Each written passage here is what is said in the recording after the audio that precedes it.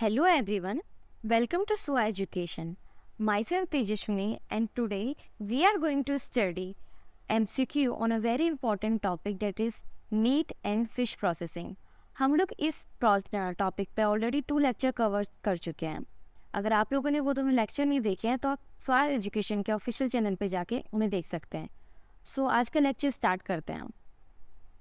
पहला क्वेश्चन है सो ये लास्ट लेक्चर में जो आपसे क्वेश्चन पूछा गया था, the branch of science which deals with the study of muscle is termed as. वो साइंस की ब्रांच जो डील करती है स्टडी ऑफ मसल से, उसको हम लोग क्या कहते हैं? तो पहला ऑप्शन है myology, first is mycology, second myology and third is cytology and the fourth one is none of the above. And the correct answer is B, that is myology. Okay. Next question is, considerable denaturation of the fish protein takes place during freezing mainly because of. जो denaturation होता है fish protein का, वो basically freezing के time किसकी वजह से होता है? तो फर्स्ट ऑप्शन है loss of moisture from the fish, second है reduction in pH of the muscle, third is formation of highly concentrated salt solution and the last option is A and C, that is कि formation loss of moisture from fish and formation of highly concentrated salt solution. तो correct answer है हमारा इसका D, जो है कि हमारा जो ये डिनेचुरेशन बेसिकली होता है फिश का ड्यूरिंग फ्रीजिंग, वो किसकी वजह से होता है? मॉइस्चर लॉस हो जाता है, उसकी वजह से होता है, प्लस जो हाईली कंसंट्रेटेड सॉल्ट का फॉर्मेशन हो जाता है प्रोटीन्स में, उन दोनों की वजह से ही हमारा जो फिश प्रोटीन होती है उसमें डिनेचुरेशन अकर होता है. तो नेक्स्ट क्वेश्चन है, serial and rice based diet is supplemented with fish because fish is. जो सीरियल्स और राइस बेस्ड डाइट होती हैं उनको सप्लीमेंट किया जाता है फिश के साथ. बेसिकली फिश के साथ खाने के लिए रिकमेंड करते हैं सीनियर और राइस बेस्ड डाइट को. क्यों? क्योंकि फिश जो होता है वो डेफिशिएंट होता है लाइसिन एंड मेथिओनिन में, या रिच होता है लाइसिन एंड मेथिओनिन में, या मोर डाइजेस्टेबल होता है देन अदर फ्लैश, या नन ऑफ द अबव.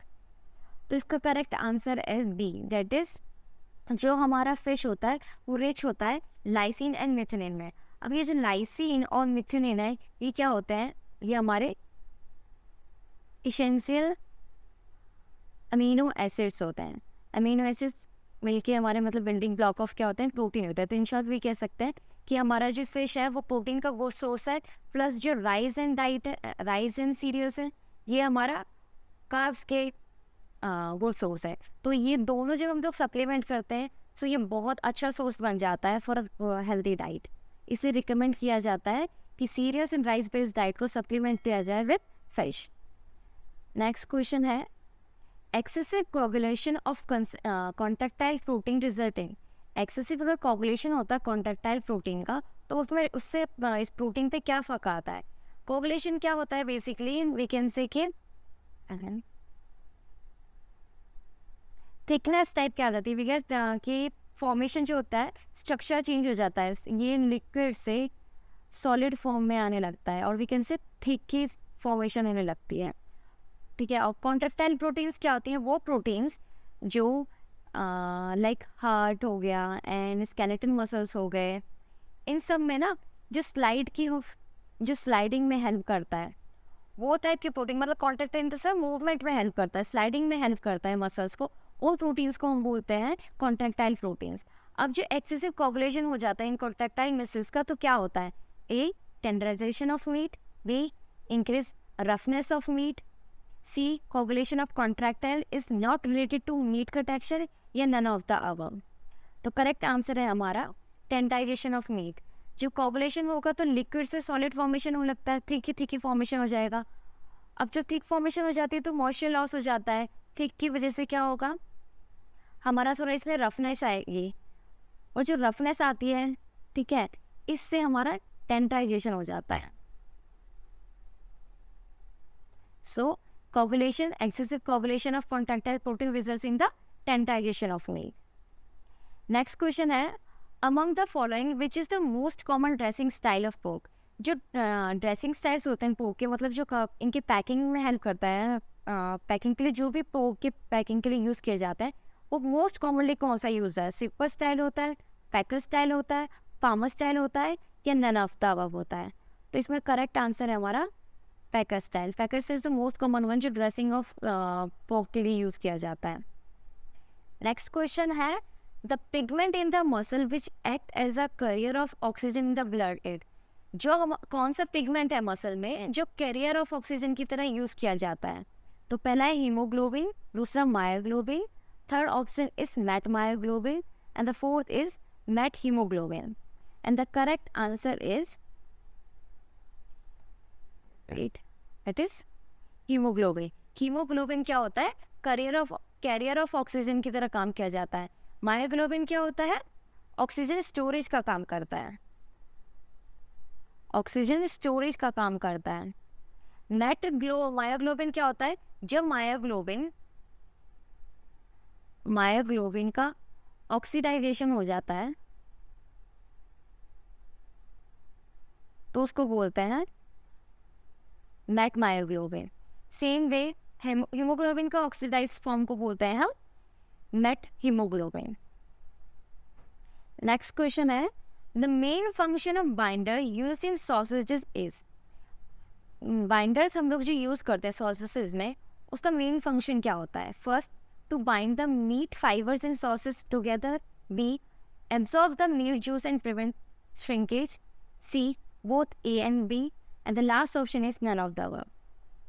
तो करेक्ट आंसर है इसका both A and B, that is कि जो बाइंडर्स यूज़ किए जाते हैं वो मीट फाइबर को बाइंड करने के लिए यूज़ किए जाते हैं जिससे कि टुगेदर वो बाइंड रहें तो फॉर्मेशन रहता है। सेकेंड, जो मीट में जूस होता है प्रेजेंट उसको एब्जॉर्ब कर लेता है। सपोज दिस इज हमारा मीट, इसमें फाइबर इन मसल्स को फाइबर्स हैं, इनको बाइंड करने में हेल्प करता है, प्लस ये हमारा एब्जॉर्ब कर लेता है इसमें जितना भी हमारा जूस प्रेजेंट होता है। जब ये एब्जॉर्ब कर लेगा तो इसमें श्रिंकेज नहीं हो पाती, इसकी वजह से ये हमारा इसमें टेंडाइजेशन भी नहीं हो पाती है। ठीक, नेक्स्ट क्वेश्चन है Materials commonly used as sauces binders include flours are। कौन सा फ्लावर है जो बाइंडर्स के लिए यूज़ किए जाते हैं? सॉसेस बाइंडर्स के लिए कौन से फ्लावर्स यूज़ किए जाते हैं? Beet, rice, corn and soybean, potato, rice, corn and soybean, third is potato, rice, corn and sorghum, and the last one is wheat, sorghum, corn and soybean, and the correct answer is B, that is जो sauces binders के लिए floss use किए जाते हैं वो potato, rice, corn and soybean. Next question है choose the correct sentence. इसमें से ये हमें बताना है प्रोटोप्लाज्मिक प्रोटीन्स कौन से कंपोजिशन होते हैं। पहला है collagen, tropomyosin and actin, B is gelatin, elastin and myosin, C is actin, myosin and troponin, and the last option is actin, troponin or collagen, and the correct answer is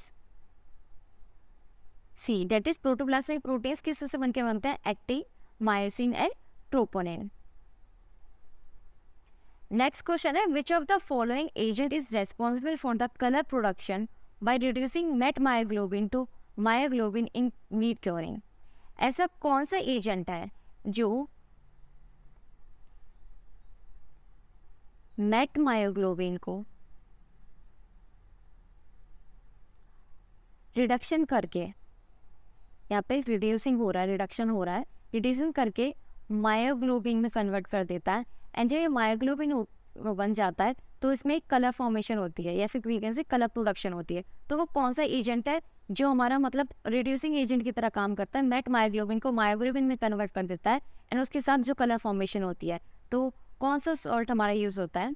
first is common salt, B is sodium nitrate, C is ascorbic acid, and then D, last option is alkaline phosphate, and the correct answer is C, that is ascorbic acid। ascorbic acid वो वाले acids होते हैं जिनमें like we can say lemon हो गया या फिर citric acid type का जिसमें खट्टे खट्टे टाइप का टेस्ट आता है, वो हमारे ascorbic acid प्रेजेंट होता है उन सारे फ्लेवर्स में।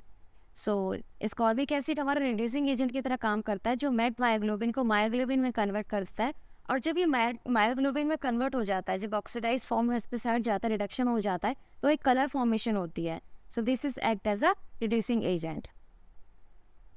नेक्स्ट है meat that is set away to cure should be kept in a cool place throughout curing period. Because जो मीट बिल्कुल सेट है, इसमें बिल्कुल फिक्स्ड है क्योरिंग के लिए, उसको हम लोग कूल प्लेस में क्यों रखते हैं throughout the curing period? Because क्योंकि first option is at higher temperature, जो there is a danger of souring, मतलब अगर ज़्यादा हाई टेम्परेचर रहेगा तो हो सकता है जो हम लोग जिस भी मीट प्रोडक्ट का क्योरिंग कर रहे हैं वो खट्टा हो जाए.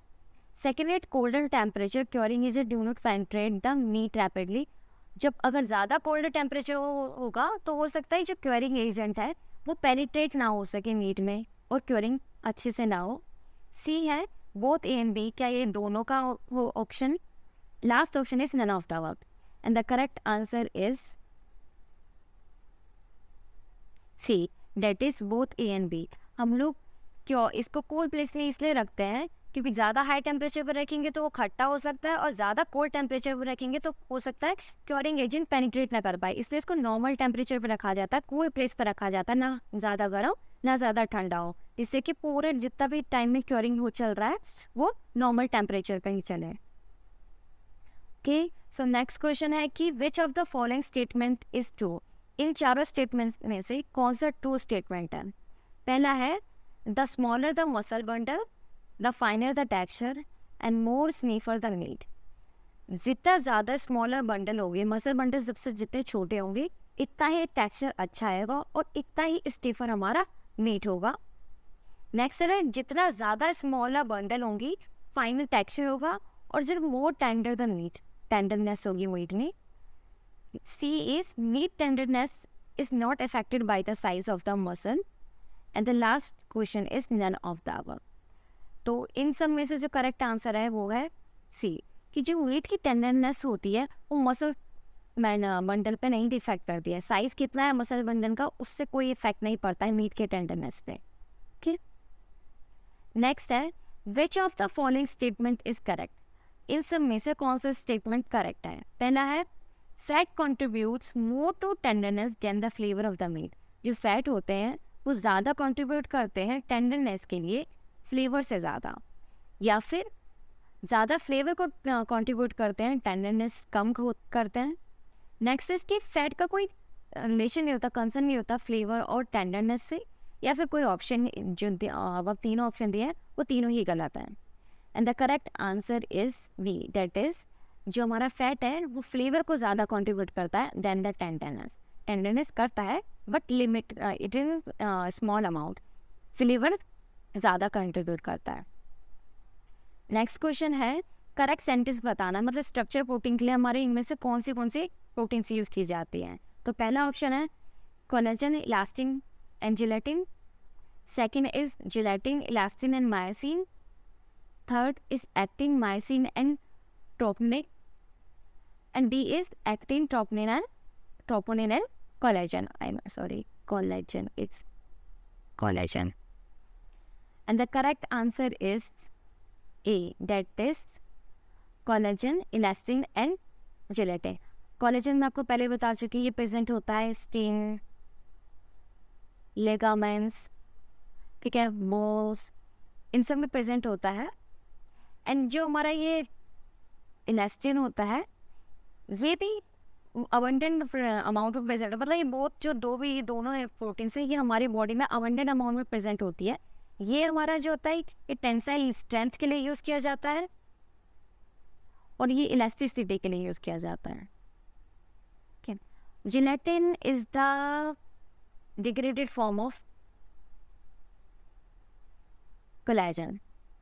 ठीक है, जैसे कि ये कोलेजन है, अगर हम लोग, मैंने लास्ट टाइम पढ़ाया था, च्युइंग गम में यूज़ करते हैं या फिर कोई भी गमी कैंडीज होते हैं हम यूज़ करते हैं, कोलेजन को बॉईल करते हैं, काफ़ी ज़्यादा बॉईल जाता है तब एक जेली फॉर्मेशन होती है, उसको जिलेटिन बोलते हैं. तो हम लोग बोल सकते हैं कोलेजन का ये डिग्रेडेड फॉर्म है जिलेटिन, है ना. तो ये तीनों हमारे स्ट्रक्चरल प्रोटीन्स कहलाते हैं, कोलेजन, इलास्टिन एंड जिलेटिन, जिसमें कि कोलेजन और इलास्टिन हमारे अबंडेंट अमाउंट में प्रेजेंट होते हैं, जिलेटिन लेस अमाउंट में प्रेजेंट होता है.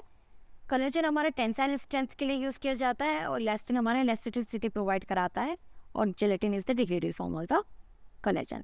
Okay, so next question is enzymes responsible for the increasing tenderness of meat during aging. Ageing के दौरान जब हमारा एजिंग प्रोसेस चल रहा होता है तो कौन से एंजाइम से जो रेस्पॉन्सिबल होता है for the increase in the tenderness of meat? पहला कार्बोहाइड्रेसिस, बी लिपेसिस, सी प्रोटीलियोटिक एंजाइम्स या फिर नन ऑफ द अबव. तो जो एंजाइम टेंडरनेस ऑफ मीट के लिए यूज़ किए जाते हैं उन एंजाइम्स को हम बोलते हैं प्रोटीलियोटिक एंजाइम्स. ये आपको मैं पहले भी बता चुकी हूँ. पाइनएप्पल में पेपेन, फिग में पाइनएप्पल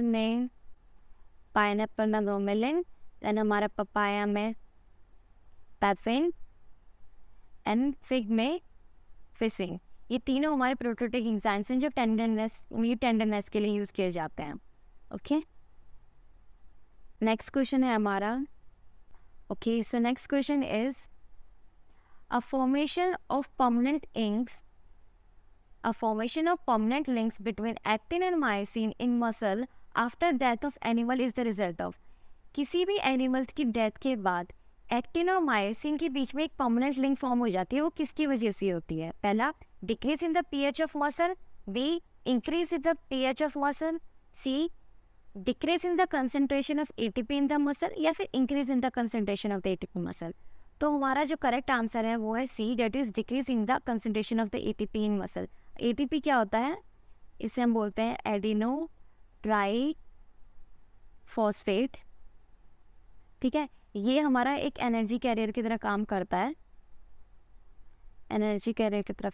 है. जब किसी भी एनिमल की डेथ हो जाती है तो एटीपी की जो फॉर्मेशन होती है वो रुक जाती है. लिविंग विंग्स में ही रहता है. जब लिविंग या फिर कोई बोल सकते हैं डेट आफ्टर द डेथ इसकी जो फॉर्मेशन होती है वो बंद हो जाती है और धीरे धीरे डिक्रीज होने लगती है. तो इसकी डिक्रीज होने की वजह से क्या होता है? एक परमानेंट लिंक फॉर्म हो जाता है एक्टिन और मायोसिन के बीच में. ओके, नेक्स्ट क्वेश्चन है हमारा. जो टेंडरनेस होती है मीट की वो डिटरमाइन की जाती है किससे? The amount and distribution of connective tissue. कितना कंसंट्रेशन है और कितना डिस्ट्रीब्यूशन है कनेक्टिव टिश्यू का, उसकी वजह से मीट टेंडरनेस को डिटरमाइन किया जाता है. या फिर size of both muscle fibres and bundles of fibres की वजह से डिटरमाइन किया जाता है. C is the moisture content of muscle या फिर लास्ट ऑप्शन है हमारा both A and C, both A and B. तो करेक्ट आंसर है हमारा D, it is both A and B. जो मीट की जो टेंडरनेस होती है वो डिटरमाइन किया जाती है the amount and the distribution of connective tissue plus उनका साइज क्या है, किसका? मसल फाइबर्स का और बंडल फाइबर्स का. तो इन दोनों फैक्टर पे हमारे डिपेंड करता है tenderness of the meat. Next question है pork is never age. Pork हमारा नेवर एज होता है, क्यों? क्योंकि वो ज़्यादा कंज्यूम किया जाता है, या फिर एजिंग जो होता है पोर्क का is not like by the customer, इसलिए उसको एजिंग प्रोसेस नहीं कराते हैं, या फिर it has a high fat content, या फिर पोर्क में हाई फैट कंटेंट होता है जिसकी वजह से ये एज नहीं होता है. And the last option is none of the above. तो करेक्ट आंसर है इसका C, that is it is high fat content. Pork में बहुत ज़्यादा कंसंट्रेशन ऑफ फैट होता है. ओके, नेक्स्ट क्वेश्चन है हमारा cooking of meat results in. अगर हम लोग मीट को कुक करते हैं तो क्या उस पर कि जो कुकिंग करते हैं मीट का तो उस पर क्या रिजल्ट आता है? तो पहला है melting of fat, B dissolution of collagen in hot liquids to become soft gelatin of tissue softening. मतलब कोलेजन क्या होता है? डिग्रेड होने लगता है, सॉफ्ट जेलेटिन फॉर्मेशन करने लगता है. या फिर थर्ड ऑप्शन है muscle fibre separation. And the last option is all of the above. तो करेक्ट आंसर है इसका, any guess? Yes, all of the above. That is melting of fat, dissolution of collagen in hot liquids to form a soft gelatin of tissue softening, also muscle fiber separation. ये तीनों ही काम होते हैं जब हम किसी भी मीट को कुक करते हैं. नेक्स्ट क्वेश्चन है meat is tenderized by. Meat को टेंडराइज किससे किया जाता है? प्रोटीलियोटिक एंजाइम्स के through, use of low level of salts, change the pH of the meat, या all of the above. We know that कि प्रोटीलियोटिक एंजाइम्स तो ऑलरेडी यूज होते हैं मीट के लिए टेंडराइजेशन के लिए, plus low levels of salts are also used for the tenderization of meat, and also the changing the pH of the meat also leads to the meat tenderization, तो हम बोलेंगे कि ये चारों जो जो तीनों गिवन ऑप्शंस हैं वो तीनों मीट के टेंडराइजेशन में हेल्पफुल होते हैं, और या फिर we can say leads to the meat tenderization. Okay, so आज का लास्ट क्वेश्चन है the proteolytic enzymes use in the tenderization of meat are. कौन सा इनमें से एंजाइम्स है? पेपेन, ब्रोमेलिन, फिसिन या फिर ऑल ऑफ द अबव, जो मीट के टेंडराइजेशन में यूजफुल होते हैं। कौन से एंजाइम्स हैं इनमें से? तो इस क्वेश्चन का आप आंसर कमेंट बॉक्स में करके बताइएगा। I hope you have like the lecture. हम लोग आगे के लेक्चर में इसी के मीट प्रोसेसिंग के फर्दर MCQ डिस्कस करेंगे। आज का लेक्चर यहीं करते हैं। Okay, thank you and have a nice day.